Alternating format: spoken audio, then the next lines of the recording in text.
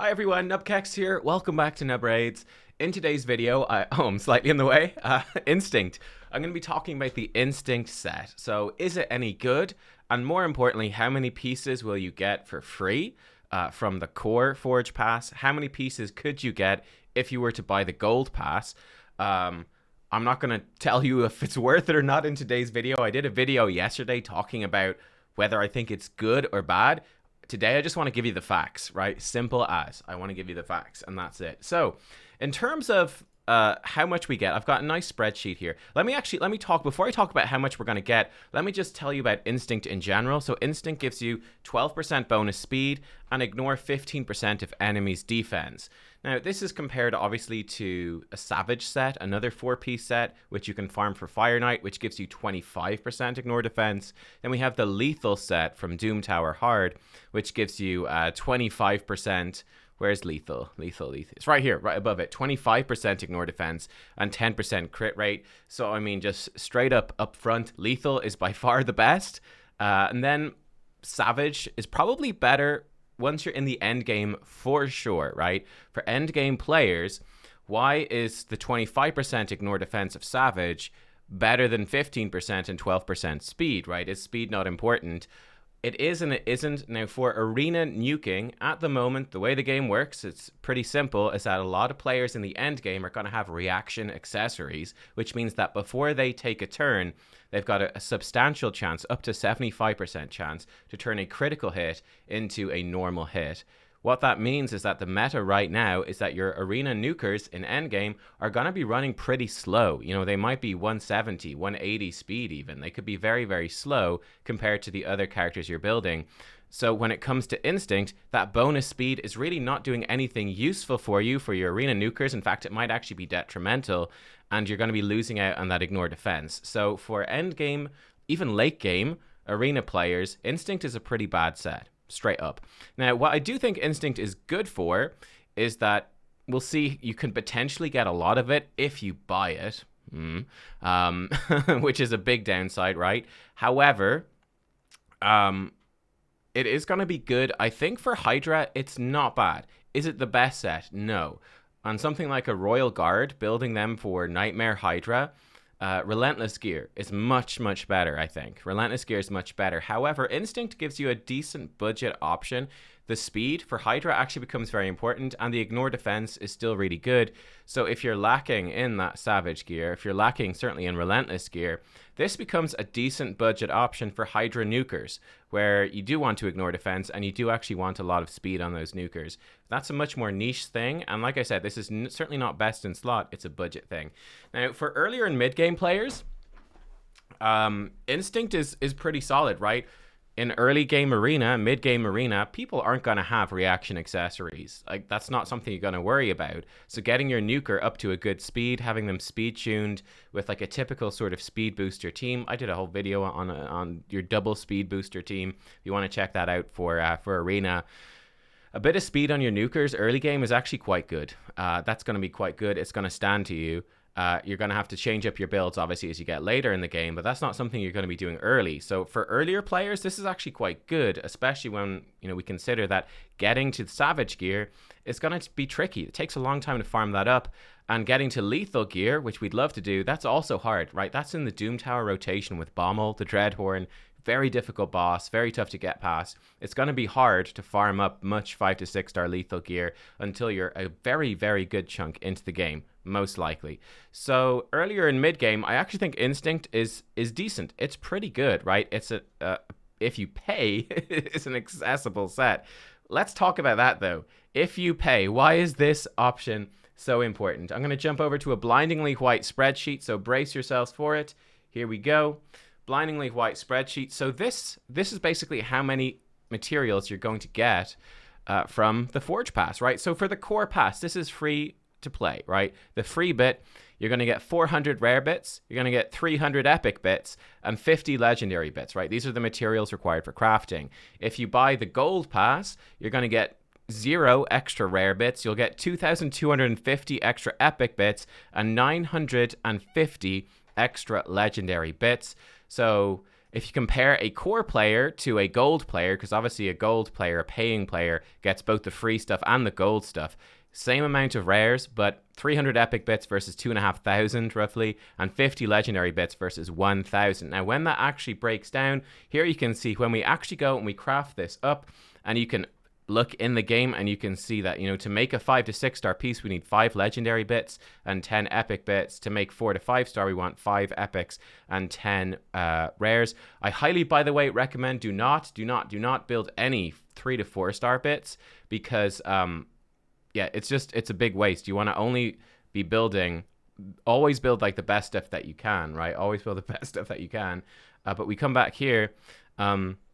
For a core player, you're going to be able to craft 10 5 to 6 star instinct pieces, and you'll be able to craft 40 4 to 5 star pieces. For a combined player, for someone who buys the pass, they'll be able to craft 200 5 to 6 star pieces, and they will also be able to only craft 40 4 to 5 star pieces, because they're going to be limited by that rare stuff. Now, one thing I will throw in here as well is that when I worked it out, there's actually going to be for the paid player here, for the spender, there's actually going to be a surplus of the epic pieces, which is kind of weird. So I wonder if in the weekly challenges, I wonder if some of these might give you perhaps some more legendary crafting materials. So you might be able to craft a bit more just to balance out the epic stuff. I have no idea if that's going to be the case. My spreadsheet here is just assuming that you don't, but I actually think it's somewhat likely that you will.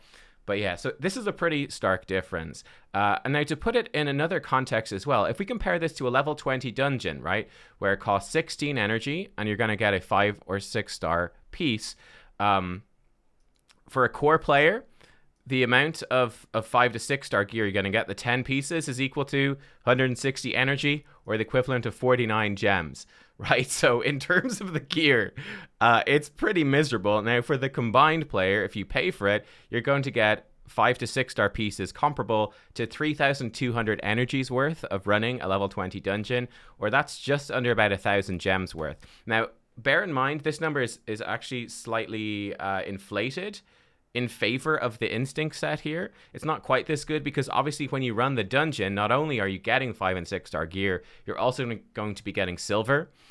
Just from the drops from the dungeon, you get silver. You'll also potentially be getting experience if you're going to be farming food with like a solo or a duo team or something like that. I don't do that, but lots of people do. So there are other benefits to running the dungeons as well. But in terms of the amount of gear you get, it's going to be comparable. And with level 20 dungeons, actually your chance of getting rarities is actually equal to a piece without charms, right? That you've got your defaults. I believe it's a 67.5% chance that you're going to get a rare piece. There's a 25% chance you'll get an epic piece, and a whatever is remaining 7.5% chance to craft a legendary rarity piece across all this stuff. It's the same with your drops in the dungeon. When we put this into a table then, so this is for your core player. When we break it down across your 4 star, your 5 star, your 6 star gear, this is how many you're going to get. So you're going to get a total of 26, on average, this is averages, of course. On average, you'll get 26 4-star pieces, 21.5 5-star pieces, and 2.5 6-star pieces. And out of those, these are the rarities. So for your core player, free player, it's pretty miserable in terms of the 6-star gear. You'll get 1.7 rare pieces on average, 0.6 epic pieces, and you only have a 0.2. You'll get 0.2 of a 6-star legendary piece. So for every 5 core players, one of them might be lucky and get a 6-star legendary piece on average, of course. For your 5-star gear, 14.5 will be rare 5-star. You'll get 5.4 epic 5-star and 1.6 legendary 5-star. And then the 4-star shouldn't matter. Pretty much by the time you've access to the Forge Pass and the Forge, you should be just selling all of this 4-star gear. When we go to the combined, this is what it looks like for combined 4-star, 5-star, 6-star. So you'll get 26 4-star pieces, same. You'll get 164 5-star pieces and 50 6-star. And this comes out at, obviously, as you can see the numbers here, you're going to get almost 34 rare 6-star pieces, 12.5 epic 6-star pieces, 3.7 legendary, and then you also get +6, right? Because when you finish the Forge Pass, you get you get six pieces at level 50, right? In the Gold Pass, they get six six-star pieces across all the different bits. So there you go. That's what you're going to get. So you get an extra 6 legendary pieces, so about 10.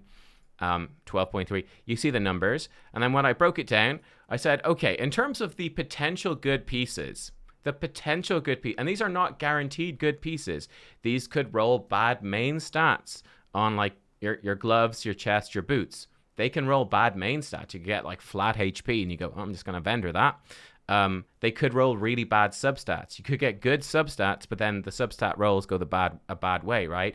But these are the pieces that at least have some potential. So what I'm looking at here is obviously no 4-star. I'm looking at epic and legendary 5-star. And I'm looking at any 6-star pieces can be good, right? If you get even a rare 6-star piece with 2 rolls in speed or 2 rolls in crit rate, it can actually end up being maybe usable. So here we go. From the potential pieces, this is looking at it with the best possible eyes. In the core, you're going to get 7 potential 5-star pieces on average and 2.5 potential 6-star pieces on average. Pretty miserable. For combined, you're going to get 63, I think, potential 5-star pieces and 50 potential 6-star pieces. And maybe it's actually 56. I don't remember if I added this in. Maybe it's 56. I think so. I think I forgot because that was a nice clean number right there.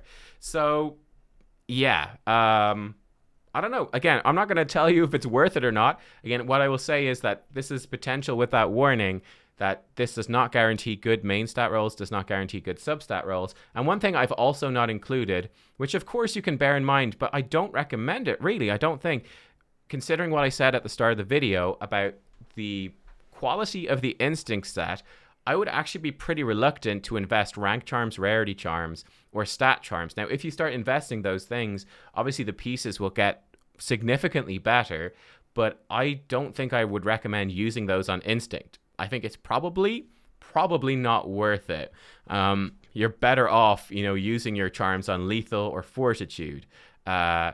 Even perception might be a better call. Swift parry is really good with the core hammers, right? You've got a lot of good stuff to craft in the forge, and your good charms are going to be quite limited. So I'm really not convinced you would spend your charms on instinct, which is why I've not included it in the table here.